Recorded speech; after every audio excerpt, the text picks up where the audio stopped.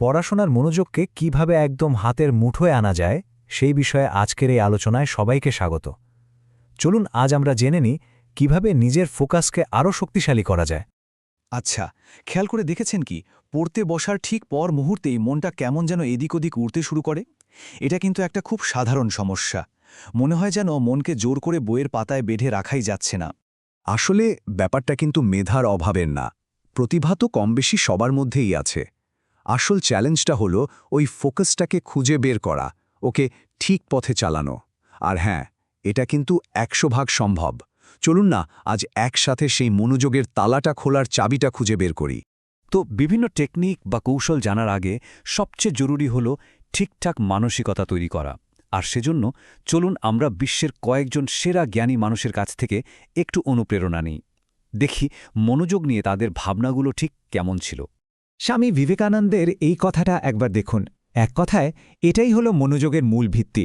মানে যখন একটা কাজ করা হচ্ছে তখন নিজের পুরোটা দিয়ে শুধু সেই কাজটাই করা, বাকি সব কিছু যেন তখন আর অস্তিত্বই রাখে না। আজকাল যেটাকে আমরা মাল্টিটাস্কিং বলি সেটা ঠিক উল্টো। সিঙ্গল টাস্কিংই কিন্তু আসল শক্তি। আর এপিজে আব্দুল কালামের এই কথাটা কি অসাধারণ, তাই না? স্বপ্ন সেটা নয় যা ঘুমিয়ে দেখা হয়, স্বপ্ন তো সেটাই যা ঘুমাতে দেয় না। ভাবুন তো একবার, যখন লক্ষ্যটা এতটাই পরিষ্কার আর শক্তিশালী হয় তখন মনোযোগ কি আর অন্য কোথাও যেতে পারে? মন তো তখন আপনা আপনিই এক জায়গায় স্থির হয়ে যায়। অ্যালবার্ট আইনস্টাইনের কথাটা শুনলে অবাক হতে হয়। তিনি বলছেন তার নাকি কোনো বিশেষ প্রতিভা ছিল না, ছিল শুধু জানার জন্য এক তীব্র কৌতূহল। মানে পড়াশোনাকে একটা কঠিন কাজ বা ভয়ের জিনিস হিসেবে না দেখে যদি একটা অ্যাডভেঞ্চারের মতো দেখা যায়, অজানাকে জানার আগ্রহ নিয়ে এগোনো যায়, তাহলে ফোকাস করাটা কিন্তু অনেক বেশি সহজ আর মজার হয়ে ওঠে। আর বেঞ্জামিন ফ্র্যাঙ্কলিনের এই কথাটা তো সব সময়ের জন্য সত্যি। জ্ঞান অর্জনের পেছনে যে সময় আর শ্রমটা দেওয়া হয় তার চেয়ে ভালো বিনিয়োগ আর কি হতে পারে বলুন? এর থেকে যে রিটার্নটা আসে, মানে যে সুদটা পাওয়া যায়, সেটা অন্য যে কোনো কিছুর থেকে অনেক বেশি। এই বিশ্বাসটা থাকলেই কিন্তু পড়াশোনার গুরুত্বটা অনেক বেড়ে যায়। বেশ, মানসিকতার ব্যাপারটা তো বোঝা গেল, কিন্তু শুধু চিন্তা করলেই তো হবে না, তাই না? এবার চলুন সরাসরি কিছু কাজের কথায় আসা যাক। এমন কিছু কৌশল যা পড়ার টেবিলে বসেই কাজে লাগানো যাবে, একদম হাতে নাতে ফল পাওয়ার জন্য। আচ্ছা, লক্ষ্য ঠিক করার সময় আমরা প্রায়ই একটা ভুল করি, যেমন হুট করে ঠিক করে ফেলি আজকে পুরো বইটা শেষ করে ফেলব। এই বিশাল চিন্তাটা আমাদের ব্রেনের ওপর শুরুতেই একটা অনেক চাপ তৈরি করে।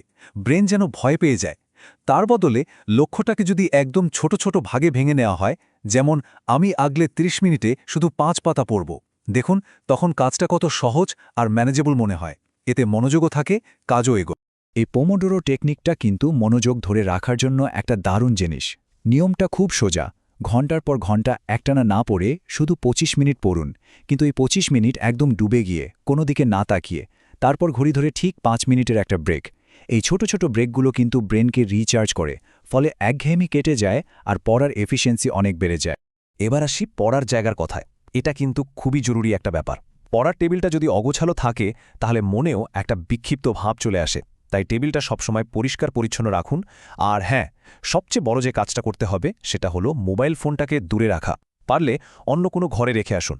বিশ্বাস করুন, এই ডিজিটাল ডিস্ট্র্যাকশনই এখন মনোযোগের 1 নম্বর শত্রু। পড়তে বসার ঠিক আগে একটা ছোট্ট কাজ করা যায়, খুব সহজ কিন্তু দারুণ কাজের। মাত্র 2 মিনিটের জন্য চোখটা বন্ধ করুন, লম্বা করে কয়েকটা শ্বাস নিন, আর শুধু একবার ভাবুন যে কারণে পড়তে বসেছেন সেই কারণটা। মানে এই পড়াটা কেন জরুরি। এই সাধারণ অভ্যেসটা দেখবেন আপনার চঞ্চল মনকে অবাক করার মতো শান্ত করে দেবে। ওকে, তো আমরা মানসিকতা নিয়ে কথা বললাম, কিছু কৌশলও জানলাম, কিন্তু আসল প্রশ্ন হলো এই সবগুলোকে একসাথে মিলিয়ে একটা অভ্যাসে পরিণত করা যাবে কিভাবে।